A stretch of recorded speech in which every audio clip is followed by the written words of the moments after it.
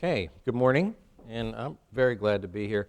I'm one of those people that I need to tell you that I'm glad, because in a lot of cases you won't see glad on me. I just happen to have one of those faces that doesn't do much. But it doesn't mean I'm not having a blast.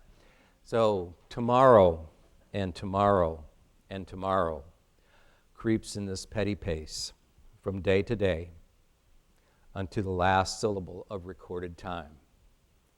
That is the central character, Macbeth, commenting on his reaction to the news that his wife has died. Creeps in this petty pace. And he later goes on to say more about life, and his general comment about life is that it is a tale told by an idiot, told by a fool, full of sound and fury, signifying nothing. As it turned out, this was sort of Macbeth's idea of life, that he was, in fact, sort of commenting on his general indifference to the whole thing, and it didn't really mean anything at all. On the one hand, you see profits at an all-time high in the United States. You see a stock market that seems to continue to not be able to find its upper limit. And so we say, well, things are good. Things are good. But if we look at a different measure, if we look at how people feel about being at work, we find a silent tragedy.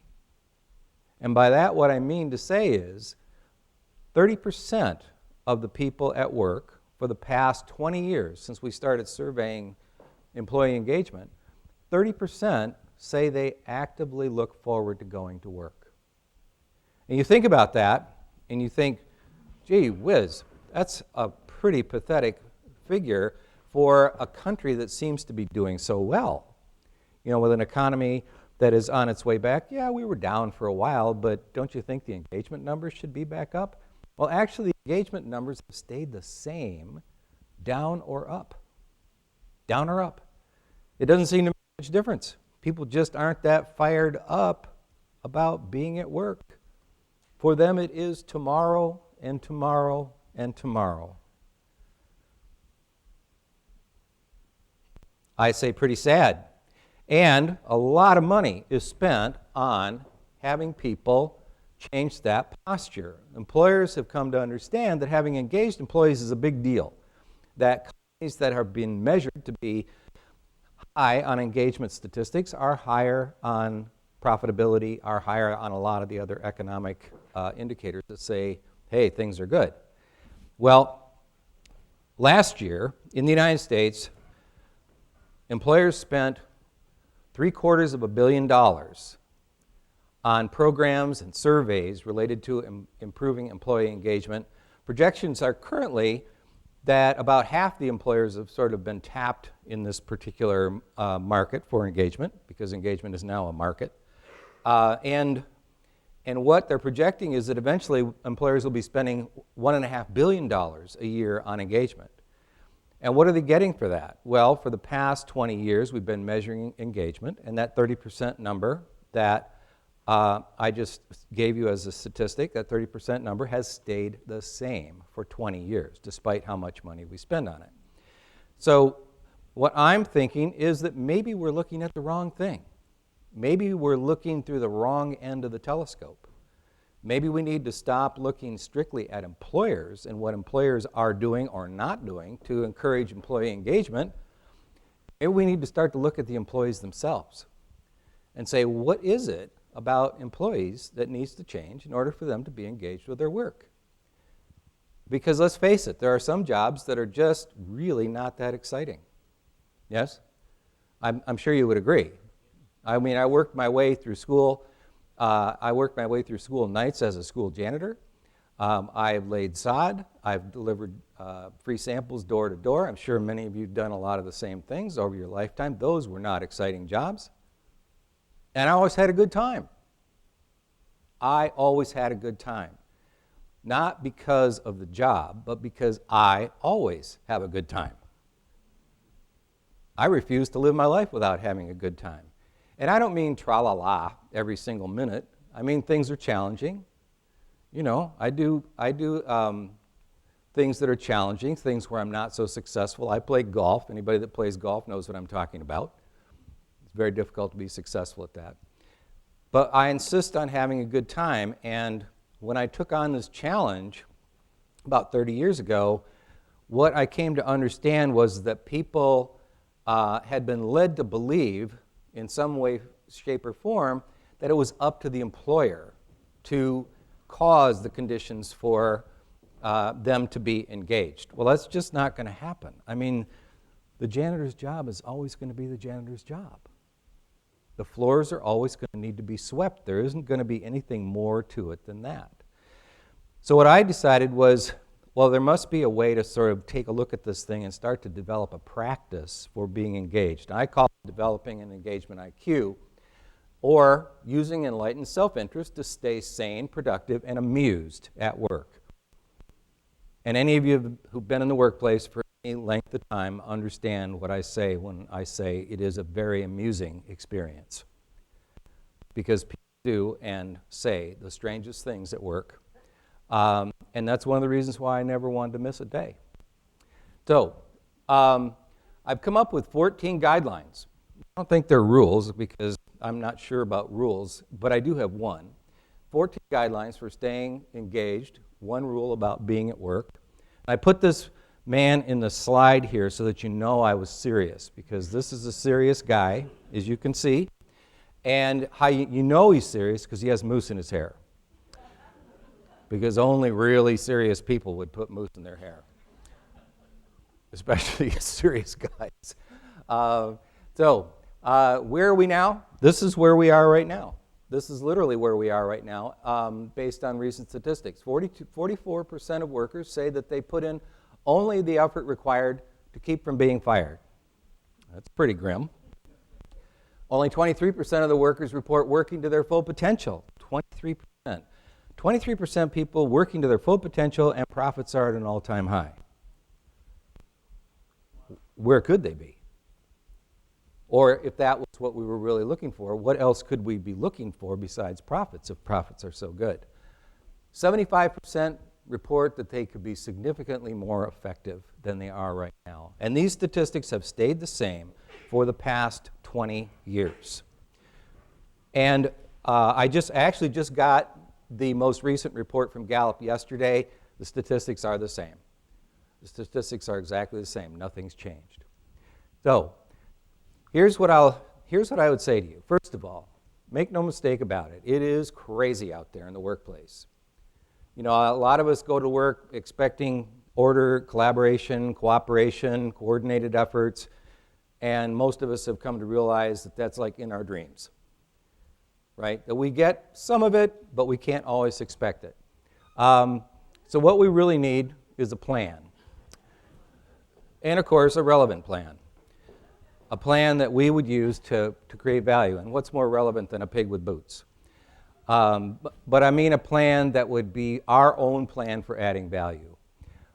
Plan, I would say, first of all, plan to be collaborative. Plan to be collaborative. People think that, collaboration just happens. I say no, it does not just happen. You have to go in with the intention of being collaborative. Plan to be fierce. Plan to be no nonsense.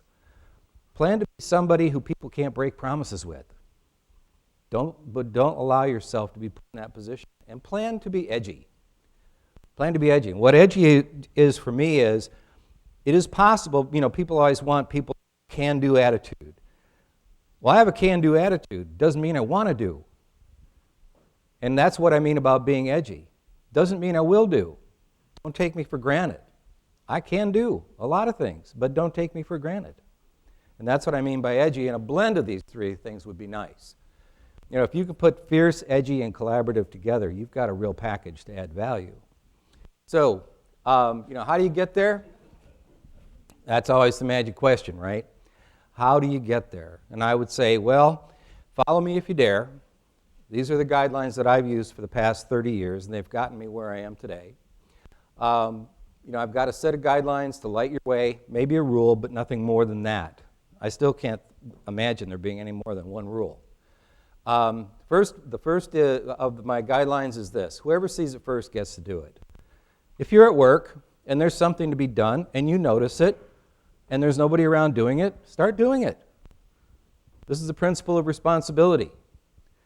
It doesn't have to be in a job description. There's no such thing as not my job until you say so. Okay? The second principle is this. Nobody likes any ideas better than their own. Now let's do a scientific study. Do you like anybody's ideas better than your own? No. Nobody likes anybody's ideas better than their own. So if you want people to participate with you, find some way to make it their idea, at least in part. Find some way to make it their idea, at least in part. Ideally, ask them what they're trying to get done and start your relationship with them by helping them first before you start asking for things. Because nobody likes any ideas better than their own, and nobody likes anything. The second thing they like is people helping them with their own ideas. The third is to don't add or contribute to the confusion at work. Life at work is going to give you all the nonsense you can deal with. Yes? You've been to work? Yes, lots of nonsense. Right. In order to be successful at work, you have to be persistent. A lot of people get defeated by the nonsense. Don't let the nonsense defeat you, but also don't contribute to it. And then, perspective. Guideline, do not confuse your beliefs with the truth. It makes you stupid and an annoyance to other people. And who better to deliver the message, right, than George Carlin? But it is the case that, we do oftentimes confuse our beliefs with the truth, and it does make us annoying when we try to impose our beliefs on other people as though they're the truth. This is a really big deal. Travel light. There really isn't much control in life. There isn't nearly as much control as we wish there was. There isn't as much control, and we're going to make mistakes. Learn to apologize freely. Learn to forgive freely. Those are two things that will carry you a long way in life. Make sure that you do travel light, and don't hesitate to say you're sorry. Okay? There's always a lot to be sorry for. So, number 6, manage mutual understanding. Relationship is everything. Getting anything done in the workplace is a function of relationship. I just found out something about the clicker. If you push that other button, the thing goes forward. Okay.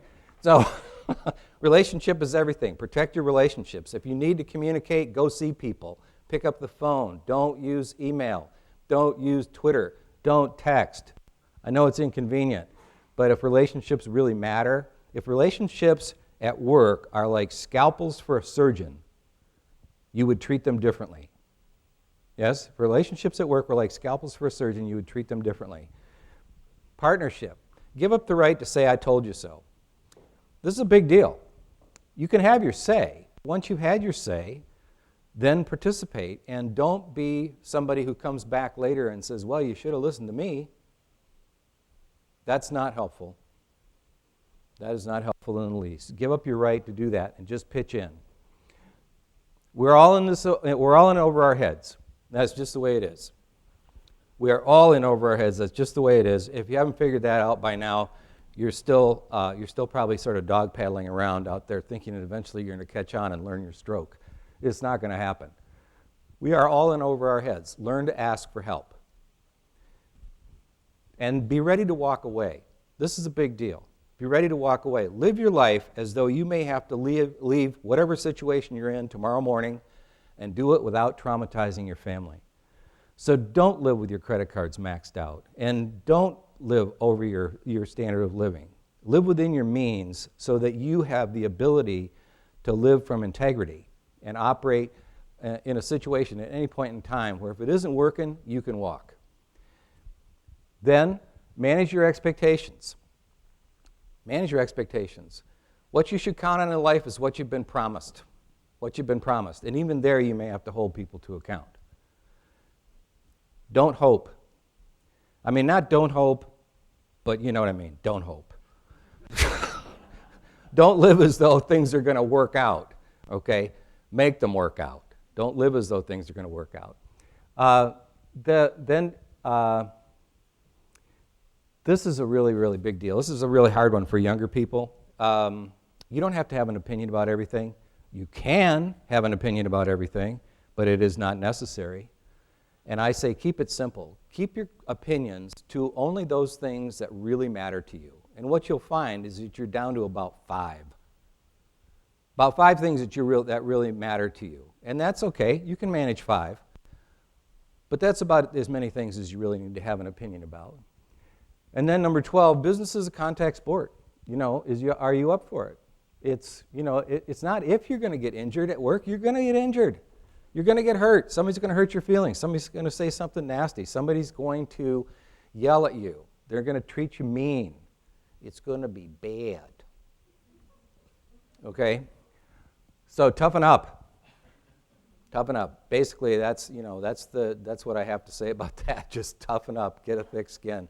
Let stuff roll up your back. But cultivate curiosity. Cultivate curiosity. One of the things that all of us need to do now is recognize that knowledge is very ephemeral. Knowledge is changing all the time. New knowledge is being created. Certain knowledge is going out of existence all the time, or it's becoming not as much knowledge as it once was. Stay curious to stay valuable. Stay curious to stay valuable. And then this, number 14, is you need to understand something. You are very funny. You may not think so, but other people do. And you need to learn to laugh at yourself. And if you don't have to worry. Somebody else will always be willing to laugh at you anyway. Okay? And then the rule. The rule is this. You're always selling. The rule is this. You're always selling. Every minute of our lives, we're always selling. What are you selling? What is your offer? Do you know what your offer is? When you complain about something, what are you selling? When you chip in with a good idea, what are you selling? But you're always selling. Be aware. Be conscious of the fact that there's a market around you all the time and that you're always selling. I can't promise that, if you follow these guidelines and this rule, that things will work out. But I've used them for the past 30 years or so. I didn't use them all at once. It took me a while to put them together. But I've had a good time, and I have a good time, and I've had a good time today. And I thank you very much for listening.